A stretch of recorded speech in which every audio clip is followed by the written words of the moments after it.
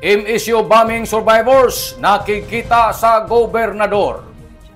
Tuyo ka mga MSU bombing survivors, personal nga nakikita ni Provincial Governor Lyndon Barbers sa katujuan na magpasalamat sa ilang malampusong nakatapos sa ila OJT diri sa ato probinsya. Kung may numduman ni atong miaging tuig sa dihang nahitabo ang MSU bombing, gilayon miresponde ang kagabahanan sa lalawigan ng Surigao del Norte nga papaulion ang mga tinun-an para safety ang ila kinabuhi sanan mawaya ang mga kabayaka sa mga ginikanan.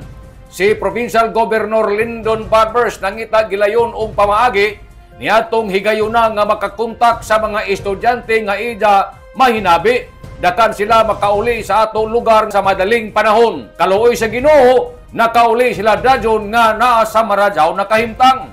Tungod sa karadjao sa gobernador, ang mga tinun-an taghatagan ini ng cash assistance para sa pagbalik nila sa klase, diin jawi ila magamit para igasto sa ilang pag-eskwela. Laong ni Governor Lyndon Barbers, amo ini ang mga bata na dili basta-basta. Sila si Lo Ann A. Dubluis, Niña Fe Estremidal, sanan Christine B. Mikumpal, mga estudyante ng BS Tourism Management sa MSU Main Campus na kasinati mismo ng tragic bombing sa ila universidad. Bisan pa sa kahadlok, kasakit, sanan kabayaka, nagpabilin sila na determinado sa pagpadadyon. Malamposon sila nga nakatapos sa ila 360 hours OJT, iban ang ato Provincial Tourism Office.